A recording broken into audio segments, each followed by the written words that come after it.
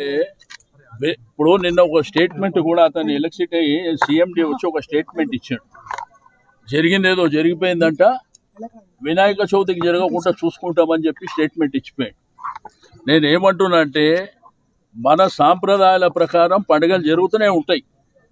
ప్రభుత్వాల బాధ్యత ఏంది, ఎప్పటికప్పుడు మానిటరింగ్ చేసుకొని ఎక్కడెక్కడ ఏం అవసరాలు ఉన్నాయో, ఎవరికి అవసరాలు ఉన్నాయో, ఈ ప్రాంతంలో ఎలక్ట్రిసిటీ పరిస్థితి ఎట్లుంది, మంచినీటి పరిస్థితి ఎట్లుంది, రోడ్డు పరిస్థితి ఎట్లుంది, సివరేజ్ కానీ స్టామ్ వాటర్ కానీ అన్ని పరిస్థితులు కూడా ఎప్పటికప్పుడు మానిటర్ చేయాలి.